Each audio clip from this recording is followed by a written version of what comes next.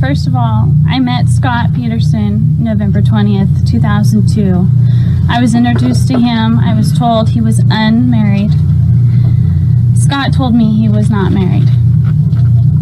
We did have a romantic relationship. I got nightmares in my head, I fear thoughts build up until I can't feel. My mind fills up into a creature, and it haunts me somewhere much deeper. I got nightmares in my head, I fear. Hello and welcome to True Crime Rocket Science, the most authentic voice in true crime. In the Scott Peterson case, Amber came forward, gave a press conference and shocked everyone by declaring herself to be the other woman.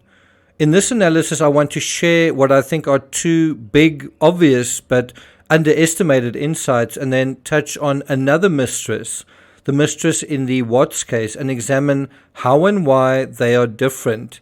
Because it's interesting, Amber said, "I wasn't a mistress." She also said in the brief 4-week period that she met and got to know Scott that she considered him marriage material. And so let's start with the number one clue we all missed. Before we get to that, if you haven't subscribed to the channel, please do. Bear in mind, I'll be continuing this series with a couple more episodes. I do highly recommend you watch the Netflix series. Take some notes of your own. If you're finding this analysis worthwhile, please like, share, leave a comment. You can also hit the thanks button. Have you hit the thanks button? If you do, I will say thank you.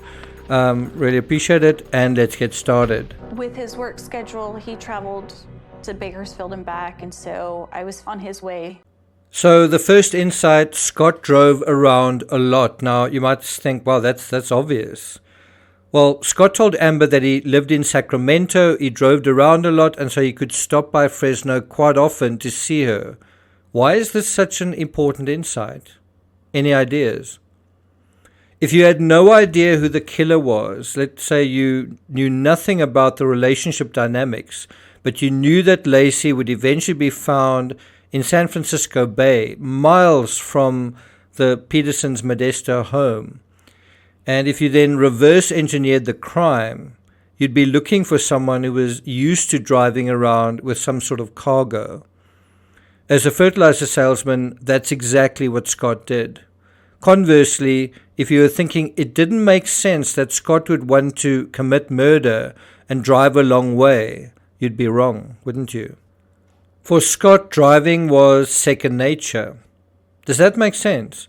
And perhaps on the long drives to Fresno to see Amber, and by the way, I've driven those roads myself, San Francisco to Modesto, Modesto to Fresno, Fresno to Bakersfield. I've actually stayed overnight in Bakersfield. Perhaps while driving and while realizing how much he wanted the fairy tale with Amber, wanted Amber, didn't want Lacey, and didn't want the nightmare with Lacey, in terms of the pregnancy, he happened on a scheme that involved driving. And the other half, perhaps, was inspired by the unsolved murder of Evelyn Hernandez. And so this was also the same scenario as Chris Watts. Just as Scott drove around as part of his job, Chris Watts drove to well sites as part of his job. And so both of them used what they knew, the road, as a way to hide their crime. Where were you? Oh, I was at work. I was on the road. It's the sort of thing a worried wife might ask when her husband doesn't arrive home on time. It's also the sort of thing a cop might ask, only cops don't easily accept stories at face value, the way some wives do, or at least initially do. And that brings us to the second insight. And said he had lost his wife, and it'd be the first holidays without her. Number 2, December 9th, this will be the first Christmas I'll be without my wife. When Scott told Amber on December 9th, barely 2 weeks before murdering Lacey, that A, he wasn't married, and that was obviously a lie, and B, that this would be his first Christmas without his wife, and that would unfortunately turn out to be true. What's easy to miss is his premeditation was already crystal clear and certain 2 weeks in advance. What more than that? And so I think it's a very tricky but interesting question is when did the thought enter Scott's mind for the first time to murder Lacey? I also think without Amber in the picture, I doubt whether Scott would have murdered Lacey, but there were other factors at work as well. Lacey, like Suzanne Morphew, had inherited money, quite a lot of money, and jewelry, and Scott, like Chris Watts and Barry Morphew, he wasn't doing terribly great financially. The pregnancy only added to the pressure and also set a sort of countdown in motion. And that brings us to number 3, Nicole Kessinger versus Amber Fry. The big difference here was that Amber didn't know Scott was married and Kessinger did. Well, Amber was told about 2 weeks into the relationship that Scott was married, and he told her that yes, he was, but that his wife had died. And she then just accepted that at face value. Did she follow that up with her friend who told her that he was married? Did her friend accept that he had died? Did the friend who told that friend, was it cleared up? And you can imagine that it does take some time to go back through the grapevine. But I think this aspect is one that gives Amber the benefit of the doubt, that she was lied to, she believed him, whereas people can't seem to imagine Chris Watts lied to Kessinger or that she believed him. I suspect Watts also twisted the truth to say that Shanann was pregnant, but it wasn't his child, which is why they were divorcing, and also that Shanann was away for several weeks because their marriage was in trouble. Now think about how this must look like to, dare I say it, an innocent mistress. You interested in a man, his wife isn't even in the same state, and she is away with her children, not for a couple of days at a time, not for 1 week at a time, but for 2, 3, 4, 5 weeks at a time. I mean, who is going to think that there is a healthy situation going on at home? And you might say, well, that's no reason to take advantage of that situation. But what I'm trying to say is Chris Watts could use that situation as a way to tell a lie that was quite convincing, that their marriage was in trouble, that their marriage was essentially over. I mean, Scott Peterson didn't have that advantage, like weeks on end, that he was free to do whatever he wanted to do. And that is a big difference between Chris Watts and Scott Peterson. I mean, how many married couples do you know that spend 5 weeks apart? And so if that part had never happened, there wouldn't have been a window to meet Kessinger. Also, if the friend who told Amber that Scott was married found out that he wasn't married, that he was a widower, and then told Scott to tell Amber, did the same friend not follow up? Amber was in a relationship for about 4 weeks. Watts and Kessinger for a similar amount of time, but you'd imagine it was a lot more intimate with Watts and Kessinger, consistently intimate, because Watts could stay over night after night after night after night, consistently consecutive nights, whereas Scott would have to steal a night here and there and sort of say he was away on business kind of thing. But he certainly couldn't stay away for more than maybe 1 or 2 nights at the most at a time.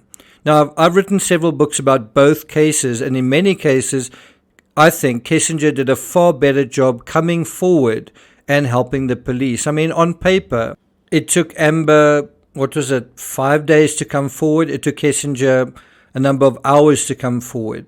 Also, thanks to that pressure from Kessinger, it got Watts to confess and reveal where the bodies were within hours.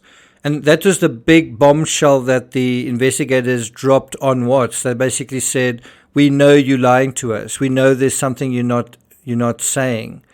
And then he said, I cheated on her. And that led to the confession.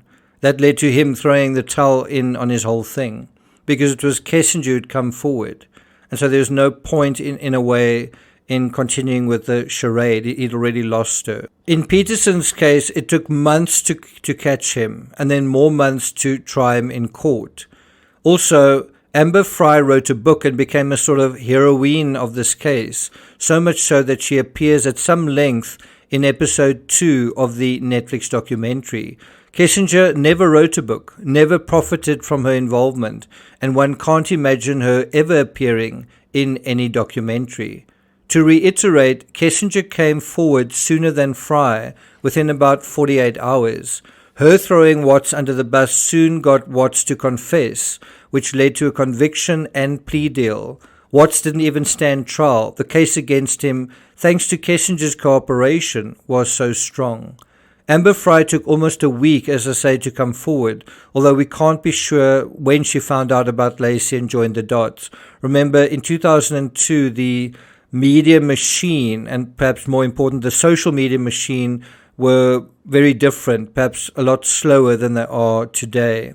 But one can only imagine once Lacey disappeared, Scott could no longer pop down to Fresno.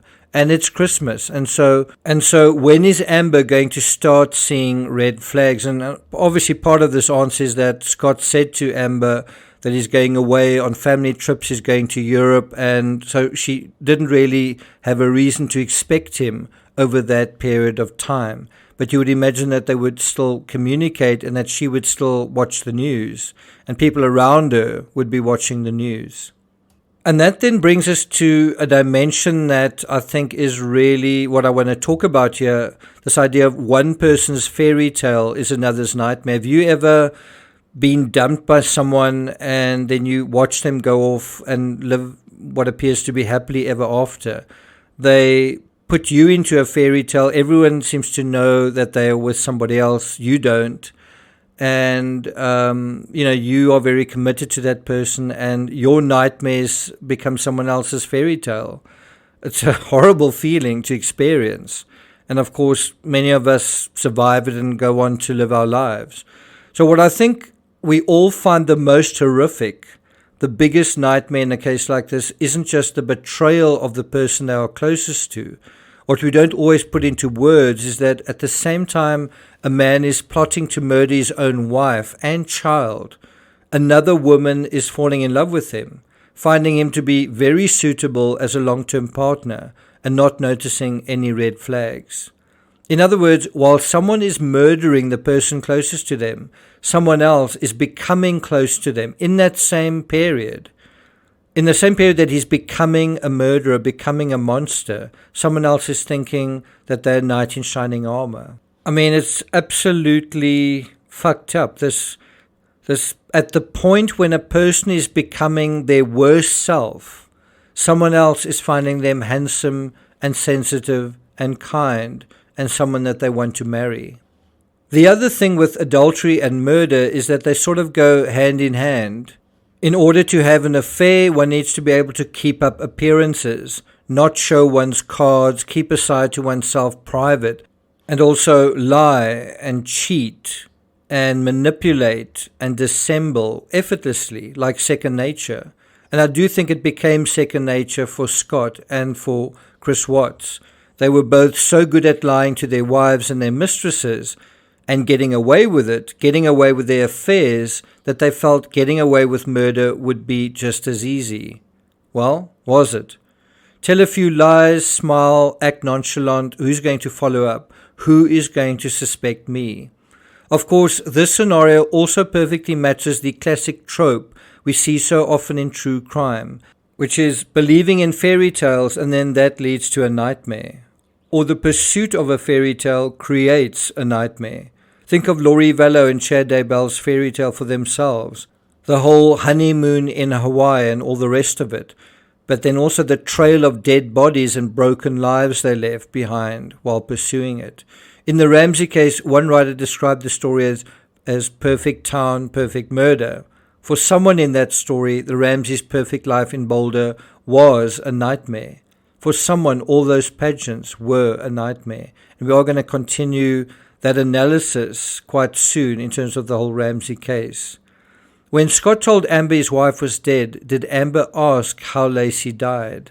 Did she ever ask about Lacey again, or was she more committed to getting and having her fairy tale? And so I think the lesson from this is when you are in that same place, you're about to have your fairy tale, you're about to get your fairy tale, Think critically about it. Is it too good to be true?